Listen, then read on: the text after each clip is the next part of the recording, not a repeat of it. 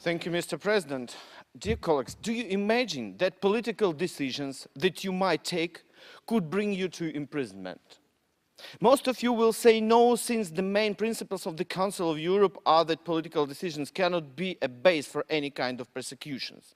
But in 2010, the newly elected Ukrainian President Yanukovych has immediately started political persecutions of his opponents, sometimes using fake allegations by prosecutors with no evidences at all.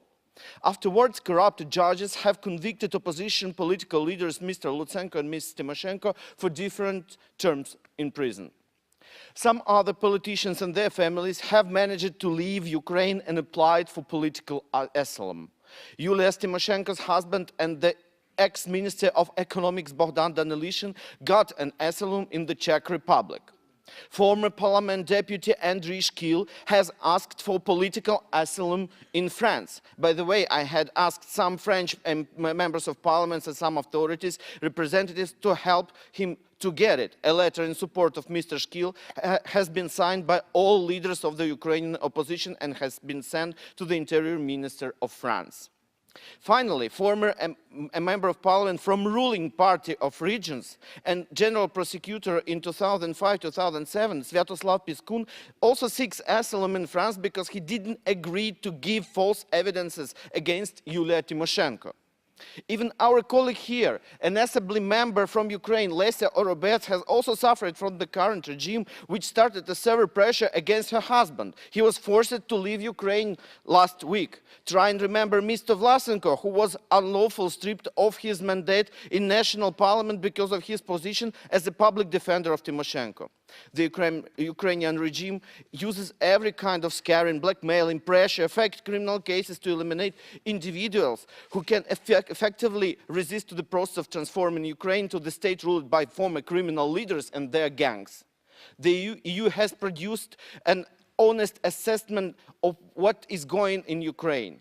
That's why the EU authorities didn't recognize Mr. Lutsenko's conviction, and he was pardoned in April this year after some steps taken by European Union. Moreover, Lutsenko never had asked to pardon him, but always had want justice only.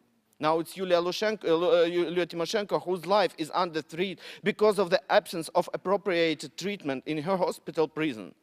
Yanukovych is so much afraid of her that he doesn't even want to modify several articles from the Soviet time criminal code that served as a ground for Ms. Tymoshenko conviction. His phobias, I don't speak now of his greediness, do not let Ukraine move forward.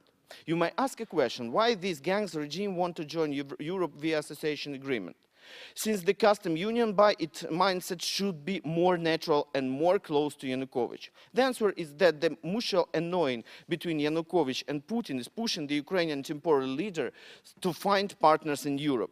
But the EU officials have clearly formulated their demands: the release of Ms. Tymoshenko and introducing electoral, judicial and legal reforms in order not to repeat the use of criminal code against political opponents in future. Otherwise, Ukraine will not become an associated member to the European family of nations. On the other hand, such a situation may lead to the creation of the grey criminal zone in the Ukrainian territory. We already have statistically proven evidences of the sharp increase of real criminal activity in Ukraine, and this is against our common interests. Ms. Tymoshenko must get free, since she had been convicted for taking political decisions, and she will. Ukraine must become free of gangs, corruptioners and criminals, which are the rules of our state now. And Europe must get free from double standards by trying to use the two balances plates, placing into the one plate everything that it finds profitable, and freedom and justice in the second balance plate. Thank you.